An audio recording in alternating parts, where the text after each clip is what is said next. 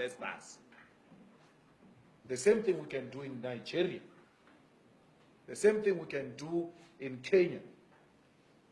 We need a borderless continent.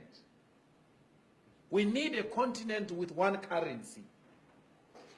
We need a continent with one parliament, which has got teeth and it will bite and hold the executives in countries accountable. And ultimately, we need one African president. We need United States of Africa. We supported and we continue to support those ideals of brother leader Gaddafi.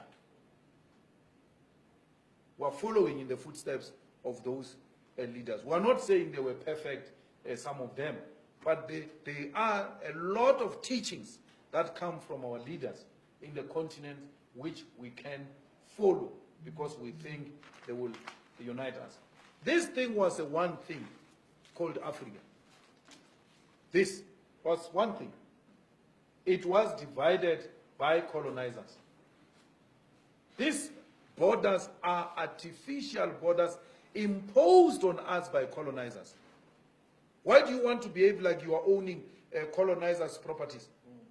These borders are colonizers' properties, they are not ours. Let us go back to African unity. We want one voice, one Africa.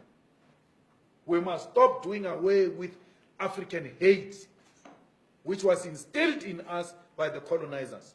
When you say, hey, there are too many Zimbabweans here, there are too many Nigerians here, hey, you are doing the work of the devil, which is to divide Africans.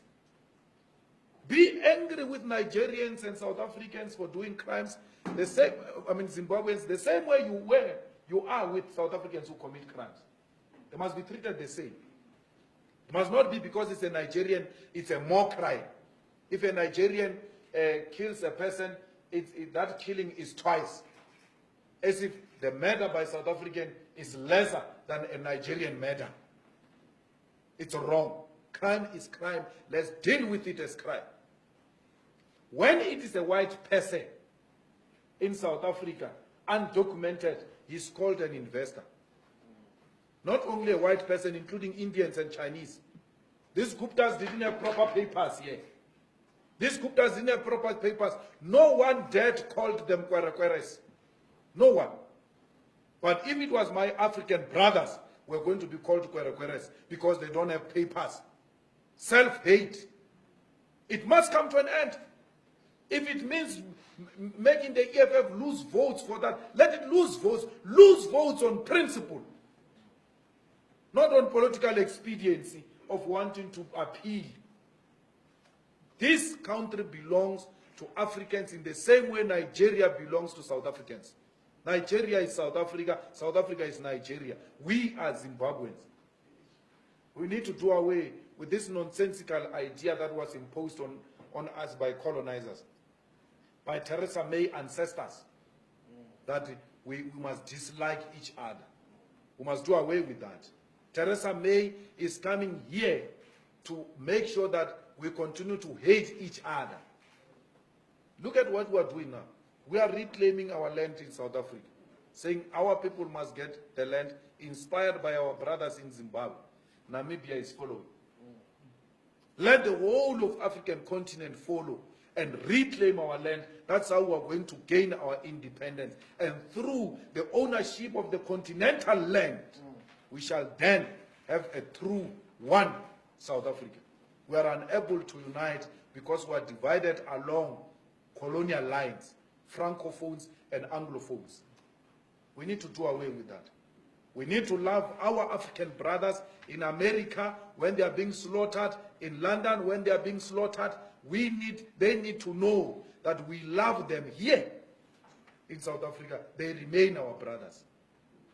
Love each other everywhere else where you find one another. Protect each other, Africans, because we are in the receiving end of capitalism. Capitalism inherently, it is racist. That's why it's targeting blacks everywhere else where blacks are found.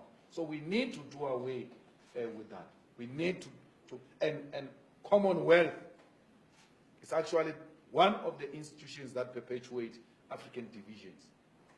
We need to strengthen African Union. We need to strengthen African Parliament. We need to strengthen African judicial system. We need to trial tyrants here in Africa. We need to trial and jail dictators here in Africa through our own African judicial system. We can do it.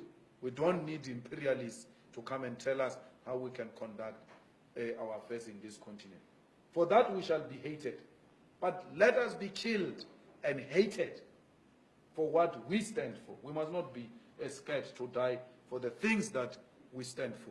That's what we represent. That's what we stand for. And not being scared to die. I saw a Muruti that Kenneth Misho say, Malema is always surrendered by bodyguards and all that. Not being scared to die doesn't mean you must live a reckless life. Because any leader that lives a reckless life and doesn't protect himself, that leader will compromise the revolution. We need to protect our leadership. But if death comes, Malema must not ask for forgiveness. Malema must tell them, kill me, dog. That's what we are here to do. Kill me. Kill me for what I represent. Those should be the last words when you die as a revolutionary. Die with your boots on. Die not apologizing, because the enemy one day will tell the story of your life and they will say these were the last words. The last words of a revolutionary must inspire generations to come to continue the fight for a total economic emancipation of the African continent. Thank you very much.